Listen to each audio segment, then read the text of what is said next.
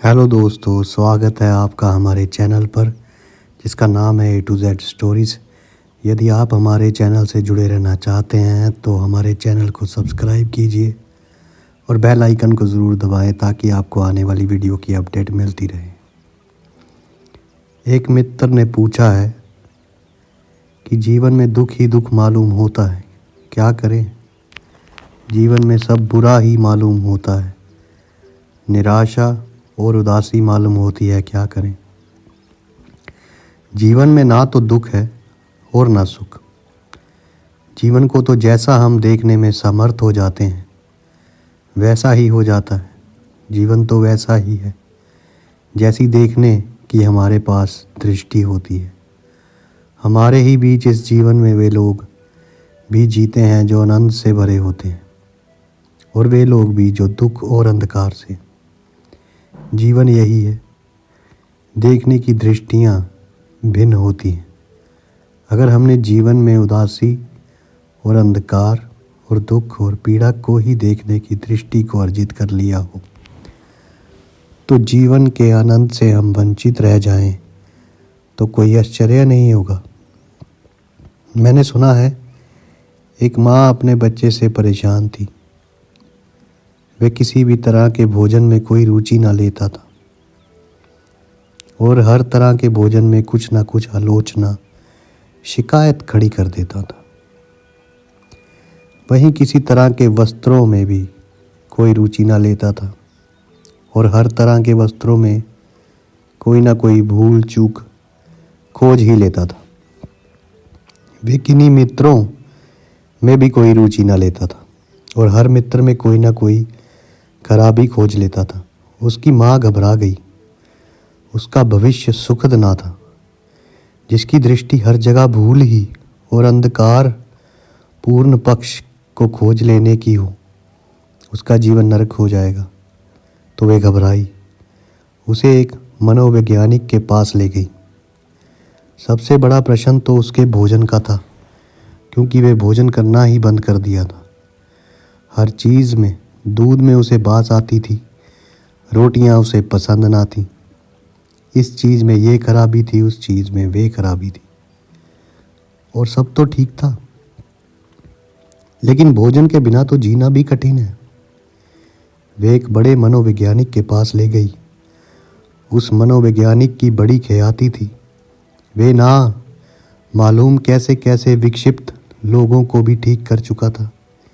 ये तो एक छोटा सा बच्चा था, अभी जीवन की शुरुआत थी। इसे ठीक करने में कौन सी कठिनाई होने वाली थी। उस मनोवैज्ञानिक ने उस बच्चे को कई तरह से समझाया, भोजन की खूबियाँ समझाई, फ़ायदे समझाए, बहुत अच्छी अच्छी मिठाइयाँ बुलवाई, उस बच्चे के सामने रखी। लेकिन उसने कोई ना कोई आलोचना निकाल दी। आलोचक था जन्मजात। उसने कोई ना कोई बात निकाल दी कि इसमें ये भूल है, इसका रंग मुझे पसंद नहीं, इसकी बास मुझे पसंद नहीं, इसे खाऊंगा तो वामन हो जाएगा। मनोवैज्ञानिक भी थोड़ा घबराया, लेकिन उसकी माँ के सामने वे ये बताना नहीं चाहता था कि मैं घबरा गया इस छोटे से बच्चे से। आखिर उसने उसी से पूछा कि फिर तू ही बता, इस ज़मीन पर कोई भी चीज़ तुझे खाने जैसी लगती है? उसने कहा, हाँ, मैं केंचुए खाना पसंद करूँगा। वे भी घबराया कि वे माँ भी घबराई। केंचुए 12 वर्ष के दिन थे और केंचुए बाहर थे। बाहर वर्षा के दिन थे और केंचुए बाहर थे। मनोवैज्ञानिक उससे हारना नहीं चाहता था। उसने सोचा कि शायद ये केंचुए खाने की बात कहकर मुझे डराना चाहता है। खाएगा कैसे? वे उस बच्चे को हराना नहीं चाहता था। वे बाहर गया और एक प्लेट में 10-15 केंचुए वर्षा से उठा कर ले आया। उस बच्चे के सामने रखे। उस बच्चे ने कहा, ऐसे नहीं, मैं तले हुए केंचुए खाना पसंद करूँगा। आपको शर्म नहीं आती? गैर तली हुई चीज़ मुझे देते हैं। नहीं हारना चाहता था वे मनोवैज्ञानिक। वे बेचारा गया, उन केंचुओं को तल कर लाया उसके प्राण खुद घबरा रहे थे और ये क्या कर रहा है, लेकिन उस बच्चे को वे चाहता था कि किसी भी तरह निकटता में ले ले, घनिष्ठता बन जाए, उसकी कोई मांग पूरी हो जाए तो शायद वे मेरी बातें समझ सके। वे केंचुए लेकर आया। उस बच्चे ने कहा, इतने नहीं, मैं केवल एक केंचुआ खाना पसंद करूँगा। वे बाहर गया, सारे केंचुए फेंक कर एक केंचुए ले आया, उसके सामने प्लेट पर रखा और कहा, लो खाओ। उसने कहा, क्या मैं अकेला खाऊंगा? आधा आप खाइए। नहीं हारना चाहता था वे। केंचुआ खाने का ज़रा भी मन नहीं था, प्राण घबरा रहे थे, लेकिन उस बच्चे को जीतना ज़रूरी था, तो वे आधा केंचुआ खा गया किसी तरह आंख बंद करके। और तब उसने बड़े गुस्से से कहा, क्योंकि उसने केंचुआ उसको खिलवा दिया था, उस बच्चे से कहा, अब खाओ। बच्चा रोने लगा और उसने कहा, आपने मेरा आधा वाला खा लिया है। ये आपका आधा वाला है, आपने मेरा हिस्सा खा लिया। उस मनोवैज्ञानिक ने हाथ जोड़े और उसकी माँ से कहा, ये लाइलाज है, इसका इलाज करना बहुत मुश्किल है। इसे दिखाई ही नहीं पड़ता कुछ सिवाय शिकायत के। हम में से भी बहुत लोग हैं जिन्हें जीवन में सिवाय शिकायत के और कुछ भी दिखाई नहीं पड़ता। जीवन का कसूर नहीं है, इसमें हमारा ही कसूर है। हमारे देखने का ढंग गलत है, हमारी दृष्टि भूल भरी है। एक आदमी चाहे तो गुलाब के फूल एक पौधे के पास खड़ा होकर देख सकता है, ईश्वर की निंदा कर सकता है, क्रोध से भर सकता है, दुख और चिंता से कि कैसे है ये दुनिया। मुश्किल से एक आध फूल लगता है और 1000 कांटे होते हैं। 1000 कांटों में एक फूल के लिए कौन खुश हो? तो कोई देख सकता है कि हज़ारों कांटे हैं और एक फूल है, इसमें खुशी की बात क्या है? लेकिन कोई दूसरा व्यक्ति ये भी देख सकता है कि कितनी अद्भुत है ये दुनिया। जहाँ 1000 कांटे लगते हैं वहीं एक फूल के पैदा होने की संभावना है। कोई ऐसा भी देख सकता है, और इस देखने के ऊपर निर्भर करेगा उनके पूरे जीवन का ढांचा, उनके पूरे जीवन की गतिविधि। कोई आदमी देख सकता है कि सूरज से चमकता हुआ एक दिन होता है और दोनों तरफ 2 अंधेरी रातें होती हैं, और तब उसे लगेगा 2 अंधेरी रातें हैं और बीच में छोटा सा प्रकाश भरा दिन। कैसी बुरी है ये दुनिया। और कोई ये भी देख सकता है 2 चमकते हुए दिन, बीच में छोटी सी अंधेरी रात। कितनी भली है ये दुनिया। ये हमारे देखने पर निर्भर होता है। क्या हम जीवन के प्रकाशोज्वल पक्ष को देखने को उत्सुक हुए हैं, या कि उसके अंधकारपूर्ण पक्ष को? असल में हमारी आदत नहीं है ये। एक प्रोफेसर अपनी कक्षा में अपने बच्चों को कोई बात समझा रहा था। पीछे एक ब्लैक बोर्ड था। उसने एक बड़े सफ़ेद कागज़ का टुकड़ा चिपकाया, उस कागज़ पर छोटा सा एक काला बिंदु बनाया और फिर अपने विद्यार्थियों से पूछा, तुम्हें कुछ दिखाई पड़ता है? यहाँ क्या है? हर विद्यार्थी ने हाथ उठा दिया। सभी को दिखाई पड़ रहा था और हर एक से उसने पूछा, क्या तुम्हें दिखाई पड़ता है? विद्यार्थियों ने कहा, हाँ, एक छोटा सा काला बिंदु दिखाई पड़ता है। पूरी कक्षा में पूछने के बाद वे ज़ोर से हंसने लगा और उसने कहा, मैं हैरान हूँ, इतना बड़ा ये सफ़ेद कागज़ किसी को भी दिखाई नहीं पड़ता। उस कागज़ पर बना हुआ छोटा सा काला बिंदु सबको दिखाई पड़ता है।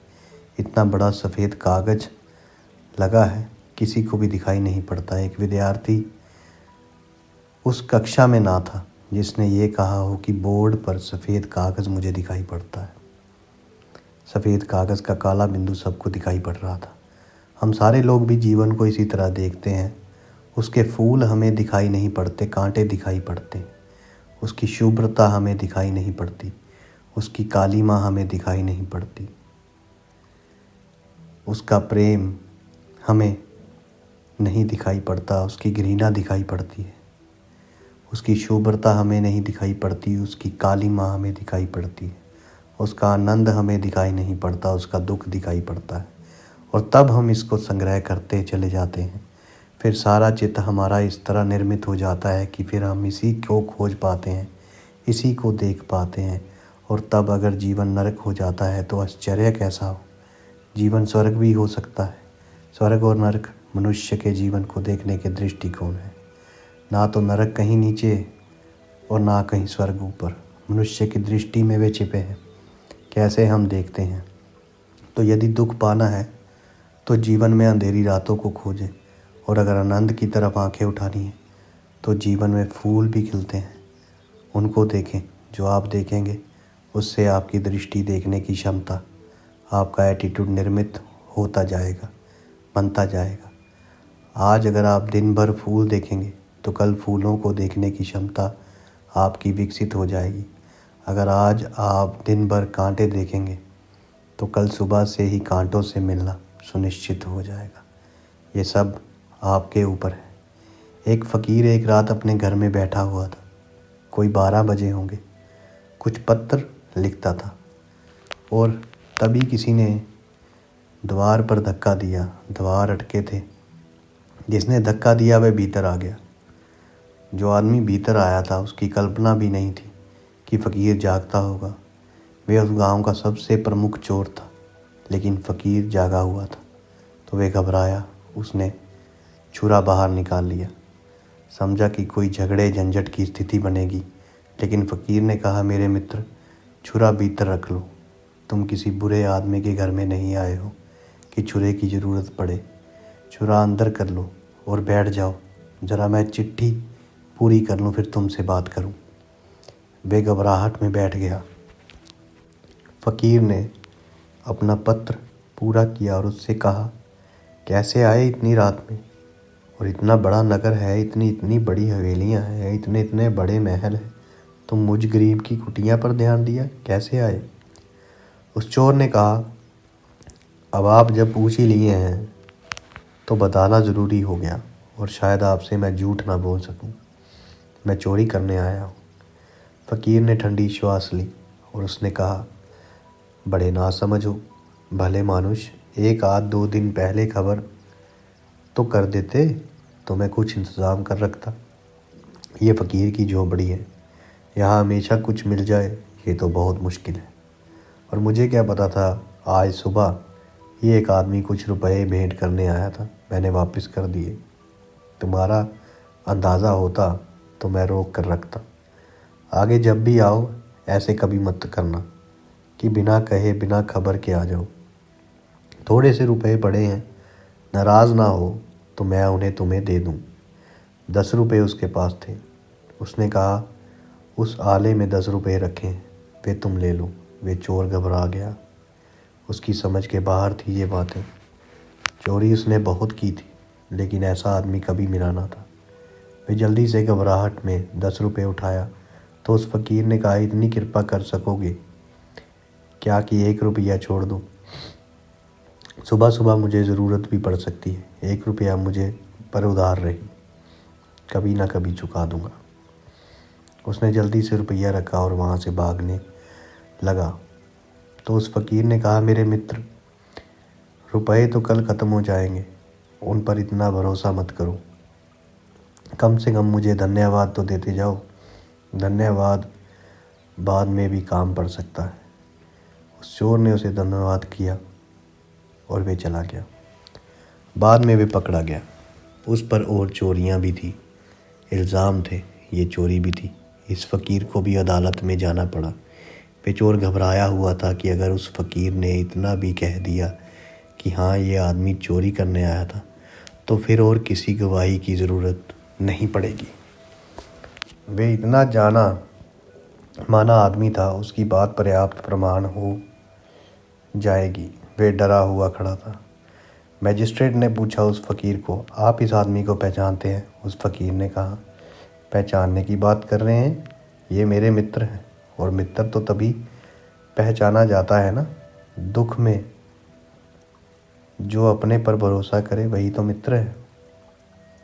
एक रात जब इस व्यक्ति को ज़रूरत पड़ गई थी तो ये किसी महल में नहीं गया, मेरे झोंपड़े पर आया। मेरा मित्र है, मुझ पर विश्वास करता है। मैजिस्ट्रेट ने पूछा, इसने आपकी कभी चोरी की थी? उसने कहा, कभी भी नहीं, मैंने इसे 9 रुपये भेंट किए थे। और 1 रुपया भी इसका मेरे ऊपर उधार है जो मैं चुका नहीं पाया। वे मुझे इसका चुका देना है। और चोरी का तो सवाल ही नहीं है। मैंने जो रुपये दिए थे, इसने मुझे धन्यवाद दे दिया, बात समाप्त हो गई। वे चोर 3 वर्ष बाद छूटा और उस फ़कीर के झोंपड़े पर पहुंच गया और उसने कहा कि उस दिन तुमने कहा था मित्र हूँ, और इन 3 वर्षों में मैं निरंतर सोचता रहा तुम्हारे अतिरिक्त मेरा कोई भी मित्र नहीं है। और उस दिन तो रात आया था जाने को, अब ना जाने को आ गया हूँ। अब यहाँ से नहीं जाऊँगा। तुमने मेरी ज़िंदगी बदल दी, उस चोर ने कहा।